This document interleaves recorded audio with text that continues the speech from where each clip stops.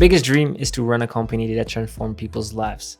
But this week made me realize again that first, this demands a lot of growth for myself. So welcome to my weekly visual journal in which I share the raw journey of building a business from scratch, as well as creating a life that feels free and aligned for me. I'll tell you everything I went through, all the lessons, etc. So I'm now back in the Netherlands. I was in Switzerland for 2 weeks. And now I'll be here for the next few weeks until I will go to Lombok to run the next founder house, which I'm super excited about. So now let's dive into the raw business update. And first, the numbers. So what I'm actually building is Founder Space, which is a community for ambitious early stage founders who really want to level up themselves as well as their business and want to have like-minded people around them to do that.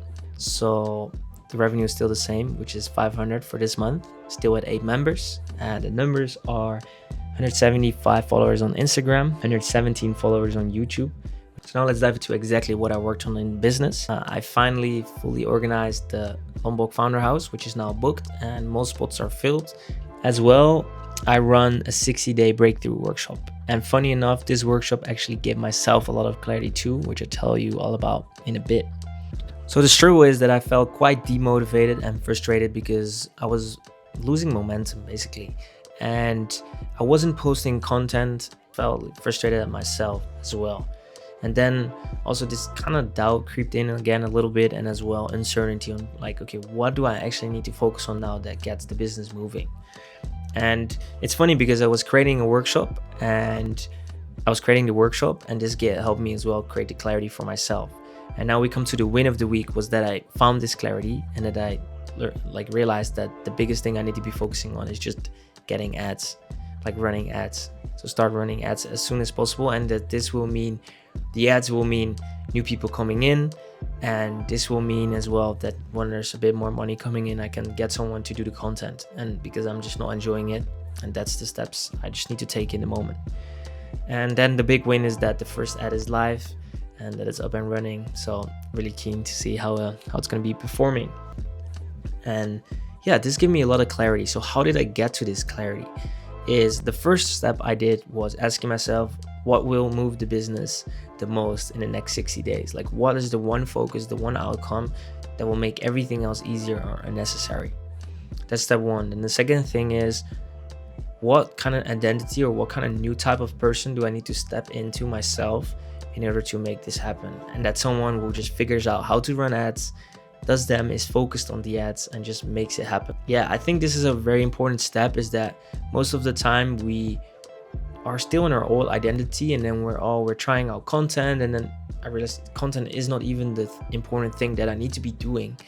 I just need to be this person who adapts quickly, who's not still frustrated about some old stuff, which is not even important, but just adapts quickly and takes the next step that will actually move the business forward. And then the last step actually in this is that every day from now on, I will block 2 to 4 hours in my calendar to just focus on this main priority, which is getting the ads, improving the ads, making sure that works. So every day I will focus for 2 to 4 hours on this. And then after this, I can focus on other things. So that's my plan. Then now the personal pursuit. The insight I had from 10 times is easier than 2 times, which is the gain perspective, which can change your life, honestly. And you have the gain perspective and the gap perspective. So most people, including me, I always live from a gap perspective. And this means, how do we make the story about when we reflect on our past achievements? What I do is I set goals and I have ideals, and then I always compare my actual results to these goals and these ideals, which are always higher. So there's always something lacking, and I haven't done enough. Even with the current situation, it's I haven't posted enough content, I haven't done this. I'm only looking at it from a gap, from a lack perspective. And the book explains that there's a different way, which is called the gain perspective. And this means that you only compare your actual self in the past to where you are now. And then everything becomes a gain because you've always learned something. Always there's a lesson to be taken, and it's all turning positively and in a gain. As well for me, the gap perspective for this week could have been, haven't posted any content this week. I'm lacking. I haven't been on my game.